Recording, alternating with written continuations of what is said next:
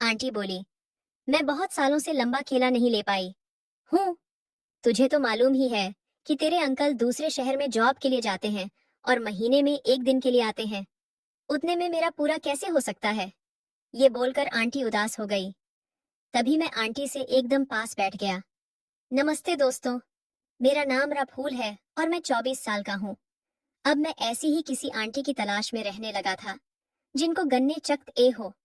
कुछ दिन बाद मेरे एक दोस्त की मम्मी ने मुझे ऐसी स्माइल दी जैसे गन्ने का रस पीना है। मेरे दोस्त की मम्मी एकदम अच्छी है। उनकी बहुत दुकान बड़ी है और रंग एकदम गोरा है। मैंने उनकी तरफ जब देखा तो उन्होंने मुस्कान दी। मैं अपने दोस्त को देखने लगा। वह किताब में घुसा हुआ कुछ पाए जा रहा था। फिर आंटी अंदर चली गई और मैं भी अपने घर आ गया। मैं भी मन ही मन सोचने लगा कि क्या करूं और कब मौका मिलेगा। इस दोस्त की मम्मी को अपनी दोस्त बनाने का अगले दिन बाद मुझे उसकी माँ का फोन आया। वे बोली कि उन्हें कुछ काम में मेरी मदद चाहिए। उस वक्त मेरा दोस्त शहर से बाहर गया था। वह अपने पापा से मिलने गया था। उसके पापा किसी दूसरे शहर में जॉब करते थे और वे महीने में एक बार ही घर आते थे। मैं तुरंत समझ गया कि आज आंटी ने मुझे बुलाया है तो जरूर कुछ खेल हो सकता है। तो मैं फटाफट से आंटी के घर पहुंचा।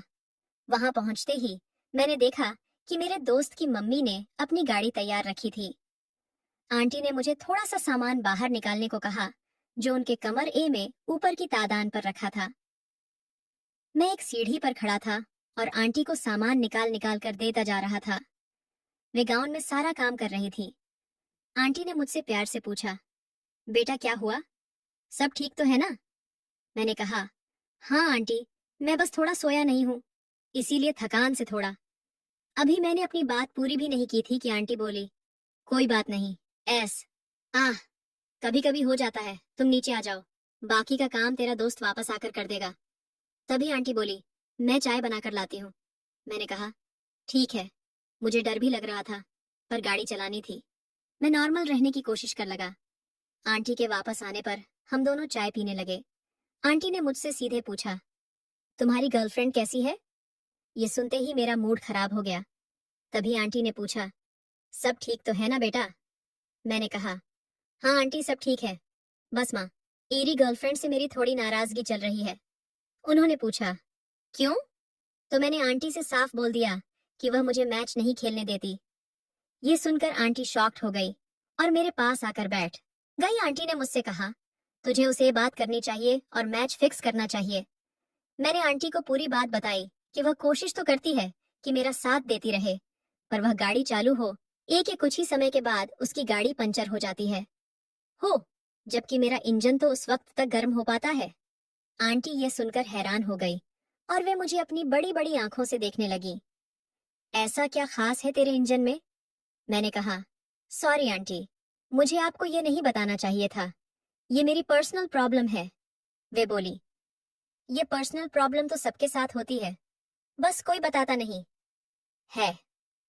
मैंने आंटी से पूछा, क्या आपके साथ भी ऐसा ही होता है? आंटी धीरे से बोली, हाँ, पर मेरे साथ उल्टा होता है। मैं भी बहुत सालों से लंबा मैच नहीं खेल पाई हूँ। तुझे तो मालूम ही है कि तेरे अंकल दूसरे शहर में जॉब के लिए जाते हैं और महीने में एक दिन के लिए आ पाते हैं। उतने में मेरा पूरा कैसे हो सकता है? ये बोलकर आंटी उदास हो गई। तभी मैं आंटी से एकदम पास बैठ गया। उन्होंने मुझे कुछ नहीं कहा। फिर मैंने उनसे पूछा, क्या हम एक दूसरे की मदद कर सकते हैं? इस पर आंटी गुस्सा करने लगी। तुम मेरे बेटे जैसे हो। मैंने आंटी को कहा, तो क्या हुआ? मैं बेटा थोड़ी हूँ। हम लोग अपनी सहमति से प्यार कर सकते हैं। आंटी बोली, तुम छोटे हो, अभी तुम नहीं समझोगे। इस बात को यह ई छोड़ देते हैं। चलो। ऐसा बोलकर वह उठी और जाने लगी। मैंने आंटी से कहा, बस एक बार के लिए मेरी गर्लफ्रेंड बन जाओ, किसी को कुछ नहीं पता चलेगा। अब आंटी थोड़ा सोचने लगी। फिर मैंने अपना इंजन चालू किया, गाड़ी चलाई। पहले तो आंटी ने मेरा साथ नहीं दिया, पर कुछ पल बाद वे थोड़ा शांत हो गई और उन्होंने मुझसे कुछ नहीं कहा। हमारे मैच हुआ। मैंने कहा, पसंद आया? वे हंसकर बोली, मस्त है। अब इसका मैच देखना है कि कितना लंबा चलता है। मैंने खूब गाड़ी चलाई। उन्हें प्यास लगाई थी। मैं पानी लेने चला गया। पानी पीने के बाद आंटी बोली, आज मैच खेलने में मजा आया। ये बोलकर वे हंसने लगी। फिर उन्होंने शवर लेने के लिए कहा। उसके बाद आंटी ने मेरे लिए मेरे दोस्त के कपड़े निकाल कर दी। आंटी हंसने लगी। फिर वे बोली, अब तेरे टावर के नेटवर्क आने लगे हैं तो फिर से कॉल मिला ले। मैं समझ गया कि आंटी को दोबारा मैच खेलने मन हो गया है। आप जब भी मेरा मन करता हमारे बीच मैच हो जाता।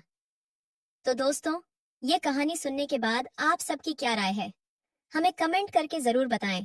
और साथ ही इस वीडियो को एक लाइक करें, चैनल को एक सब्सक्राइब करें और नोटिफिकेशन बेल को भी जरूर दबाएं ताकि अगली अपडेट सबसे पहले आपको मिले।